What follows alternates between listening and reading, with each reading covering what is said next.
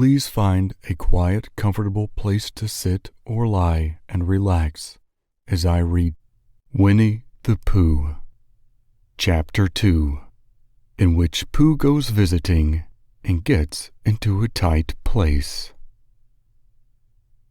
Edward Bear, known to his friends as Winnie the Pooh, or Pooh for short, was walking through the forest one day, humming proudly to himself.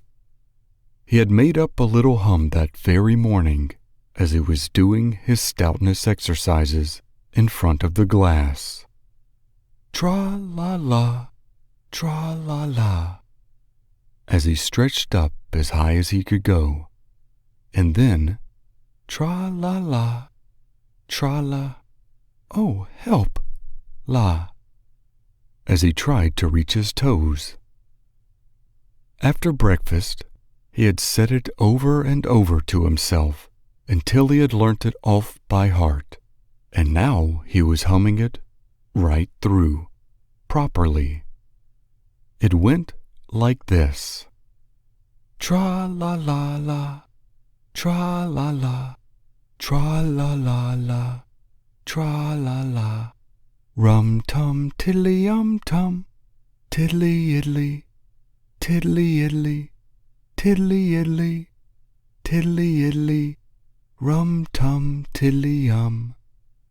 Well, he was humming this hum to himself and walking along gaily, wondering what everybody else was doing and what it felt like being somebody else, when he suddenly came to a sandy bank, and in the bank was a large hole.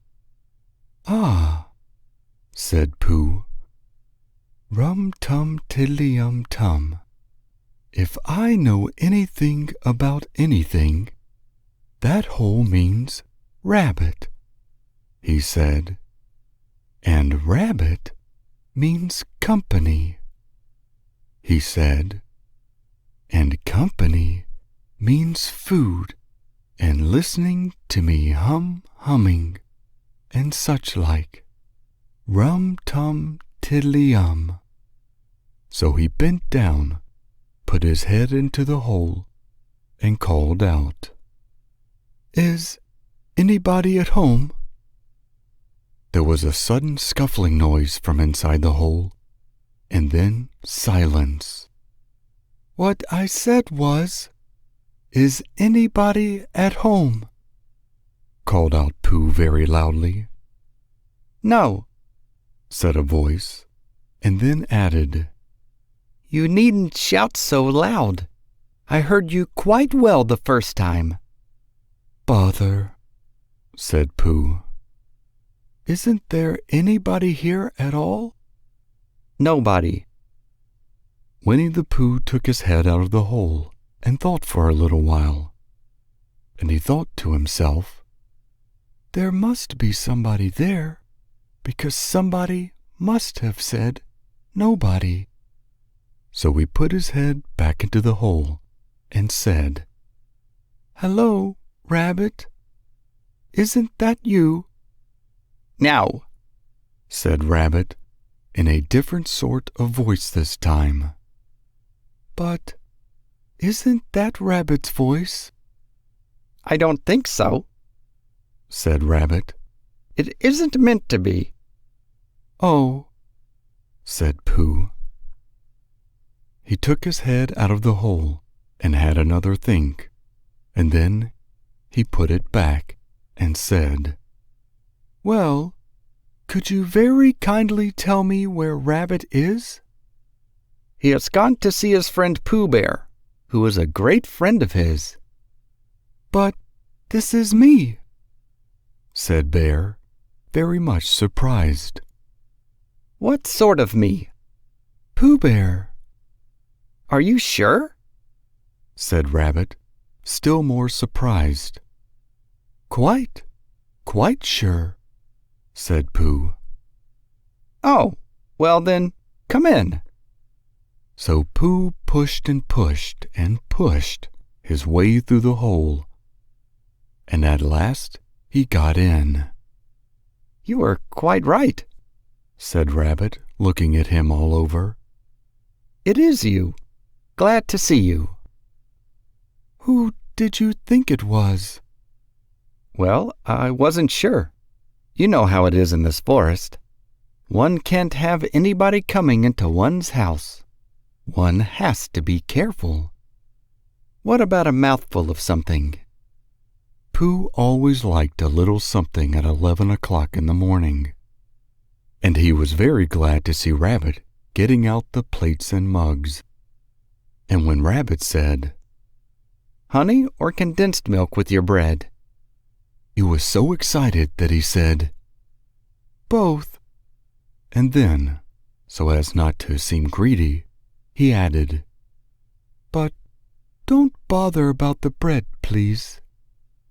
And for a long time after that, he said nothing, until at last, humming to himself in a rather sticky voice, he got up, shook Rabbit lovingly by the paw, and said that he must be going.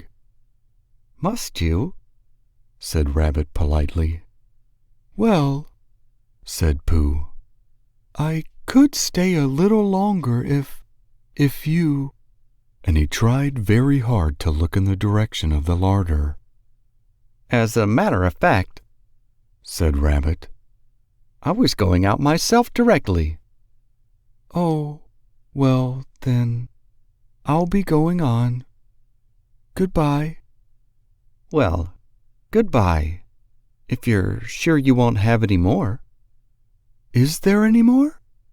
asked Pooh quickly. Rabbit took the covers off the dishes and said, "No, there wasn't." "I thought not," said Pooh, nodding to himself. "Well, goodbye. I must be going on." So he started to climb out of the hole. He pulled with his front paws and pushed with his back paws. And in a little while, his nose was out in the open again, and then his ears, and then his front paws, and then his shoulders, and then— "Oh, help!" said Pooh. "I'd better go back." "Oh, bother," said Pooh. "I shall have to go on." "I can't do either," said Pooh. "Oh, help and bother." Now by this time, Rabbit wanted to go for a walk too, and finding the front door full, he went out by the back door and came around to Pooh and looked at him.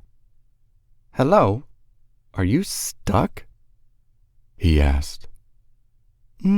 No," Pooh said carelessly. "Just resting and thinking and humming to myself." "Here, give us a paw." Pooh Bear stretched out a paw, and Rabbit pulled and pulled and pulled. "Ow!"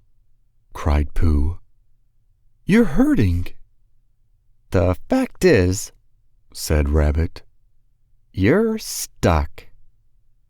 "It all comes," said Pooh crossly, "of not having front doors big enough." "It all comes," said Rabbit sternly, "of eating too much. I thought at the time," said Rabbit. "Only I didn't like to say anything," said Rabbit. "That one of us was eating too much," said Rabbit. "And I knew it wasn't me," he said. Well, I'll go and fetch Christopher Robin." Christopher Robin lived at the other end of the forest, and when he came back with Rabbit and saw the front half of Pooh, he said, "Silly old bear," in such a loving voice that everybody felt quite hopeful again. "I was just beginning to think," said Bear, sniffing slightly, "that Rabbit might never be able to use his front door again, and I should hate that," he said. "So should I," said Rabbit.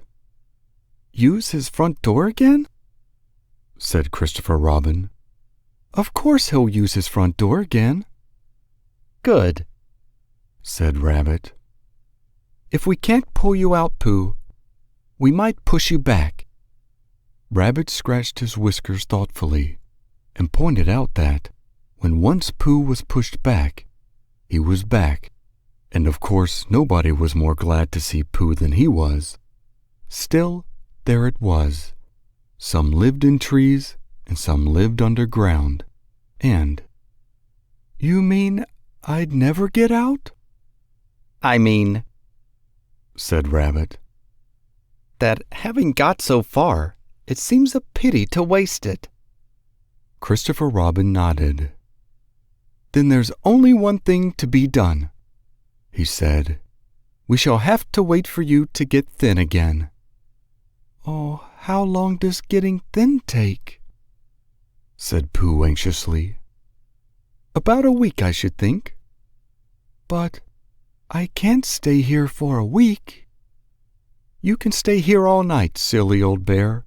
It's getting you out which is so difficult. We'll read to you, said Rabbit cheerfully. And I hope it won't snow, he added. And I say, old fellow, you're taking up a good deal of room in my house. Do you mind if I use your back legs as a towel horse? Because, there they are, doing nothing, and it would be very convenient just to hang the towels on them. A week? Said Pooh gloomily. What about meals? I'm afraid no meals, said Christopher Robin, because of getting thin quicker. But we will read to you. Bear began to sigh, and then found he couldn't, because he was so tightly stuck, and a tear rolled down his eye, and he said, Then would you read a sustaining book, such as would help and comfort a wedged bear in great tightness? So, for a week, Christopher Robin read that sort of book at the north end of Pooh, and Rabbit hung his washing on the south end. And in between, Bear felt himself getting slenderer and slenderer. And at the end of the week, Christopher Robin said, Now! So he took hold of Pooh's front paws, and Rabbit took hold of Christopher Robin, and all Rabbit's friends and relations took hold of Rabbit, and they all pulled together. And for a long time, Pooh only said, Ow! And, Oh! And then, all of a sudden, he said, Pop! Just as if a cork were coming out of a bottle, and Christopher Robin and Rabbit and all Rabbit's friends and relations went head over heels backwards, and on the top of them came Winnie the Pooh, free. So, with a nod of thanks to his friends, he went on with his walk through the forest, humming proudly to himself. But Christopher Robin looked after him lovingly and said to himself, Silly old bear. That is the end of Chapter 2.